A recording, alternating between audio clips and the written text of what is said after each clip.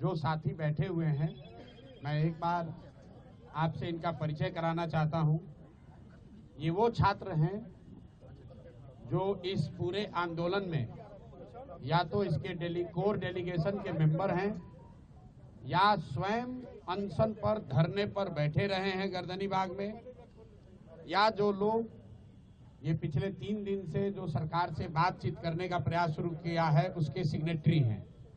मैं एक ओर से चाहूंगा ये छात्र अपना परिचय दें, और कल ये वो नाम है जो कल की छात्र संसद में जिन लोगों का नाम वहां हजारों विद्यार्थियों के सामने सर्वसम्मति से तय किया गया कि आगे इस आंदोलन का नेतृत्व कोई कोचिंग संस्था का मालिक नहीं, कोई नेता नहीं, कोई जनसुराज नहीं, आगे इसका नेतृत्व ये बच्चे ही करेंगे, कल ये छात्र संसद में तय हुआ।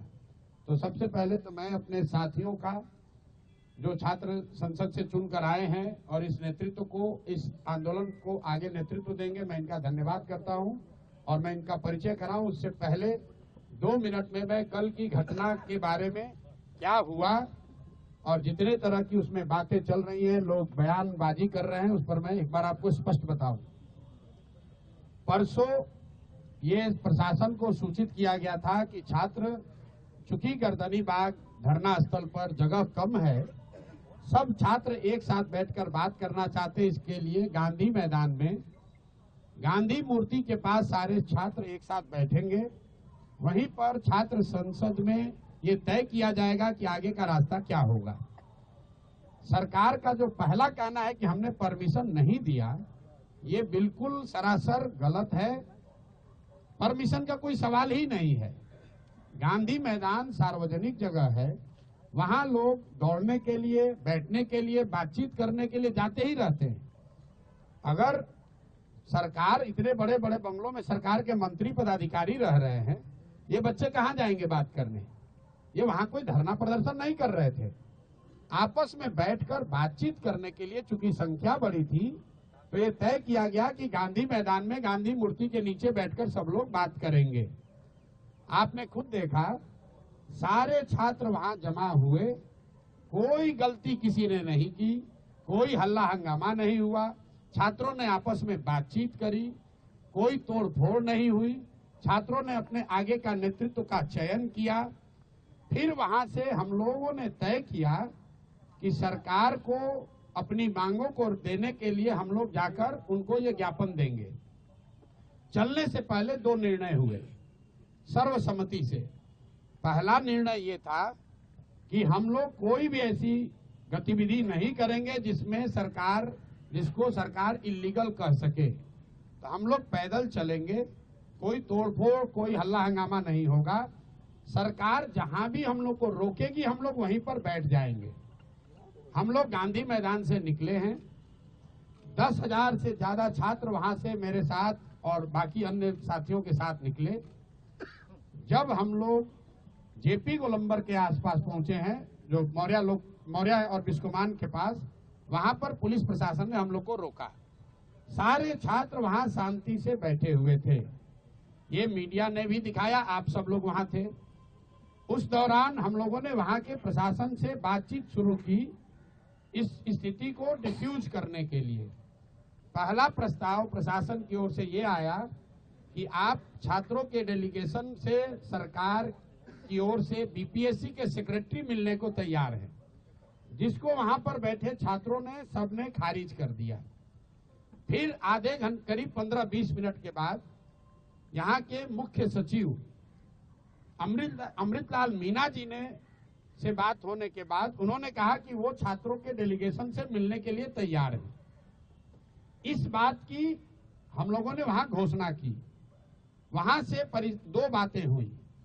एक तो पब्लिक एड्रेस सिस्टम बड़ा नहीं होने की वजह से, क्योंकि वहां बहुत बड़ा कोई माइक तो था नहीं, वहां पर ये घोषित किया हमने कि भाई 5 साथी आपके बीच से जो हमारे अगल बगल बैठे हैं, ये लोग मुख्य सचिव के यहाँ जाएंगे, बात करेंगे, और जो नतीजा निकलेगा, अगर छात्रों के मनोनुकूल हो तो उसको स्वीकार किया जाएगा, अगर छात्रों के मनोनुकूल न हो तो फिर आगे का आंदोलन चलता रहेगा।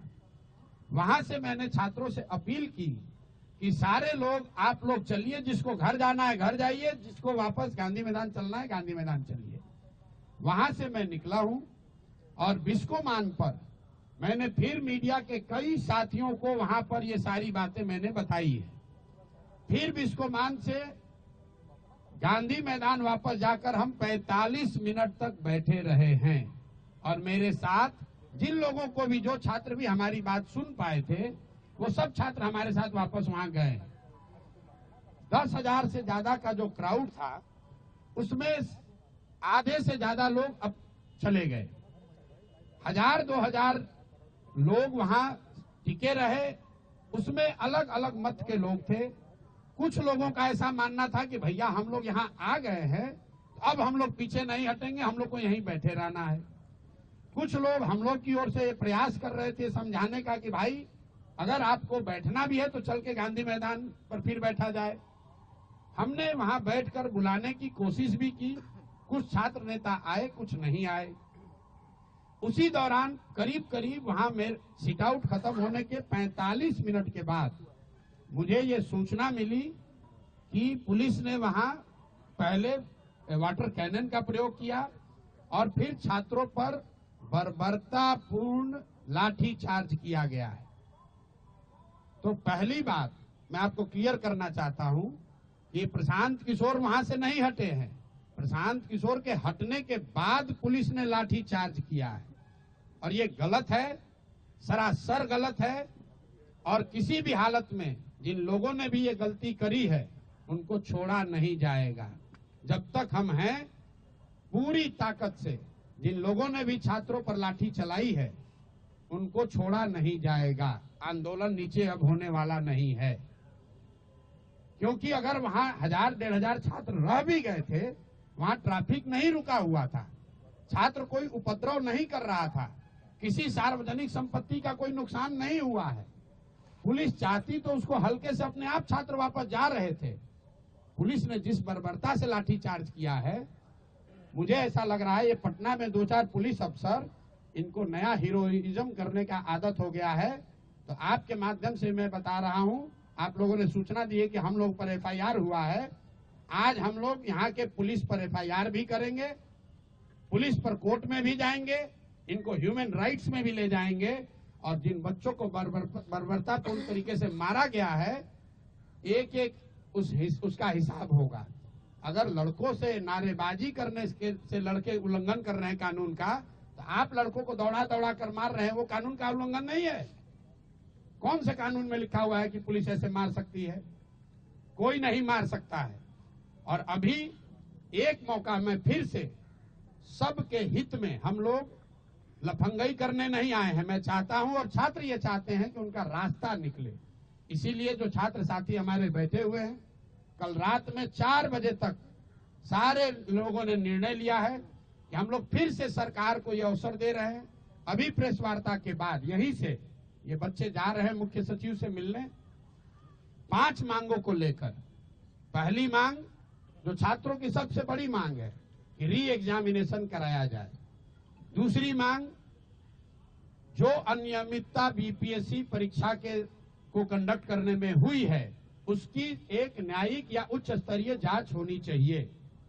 तीसरी मांग, सोनू यादव जो लड़का इस पूरे प्रकरण में जिसने आत्महत्या कर ली, उसके परिवार को कम से कम 10 लाख रुपए की आर्थिक सहायता मिलनी चाहिए।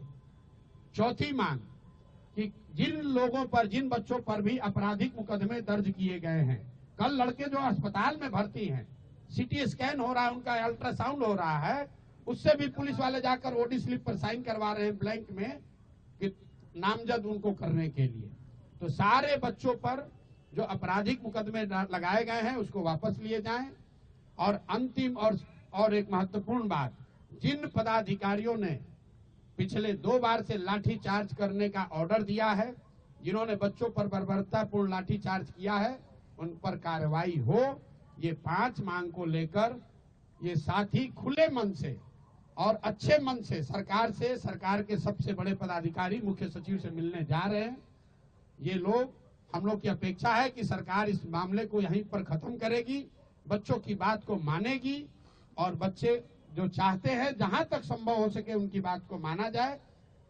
अगर सरकार नहीं मानेगी तो ये बच्चे, पूरे बिहार के युवा, जो लोग भी इन बच्चों के साथ सिंपैथी रखते हैं वो, और जो भी सरकार के इस लाठी तंत्र के खिलाफ हैं, वो सारे लोग पूरे राज्य में एक दिन भी हम लोग चैन से बैठने वाले नहीं हैं। और 2 जनवरी से अगर ये मामला नहीं निपटा तो मैं स्वयं प्रशांत किशोर, मैं इनडिफिनिट यहाँ पर धरने पर खुद बैठूंगा इन बच्चों के समर्थन में, इन 5 मांगों के समर्थन में। कहीं एक कदम भी पीछे हटने का सवाल नहीं है। बिल्कुल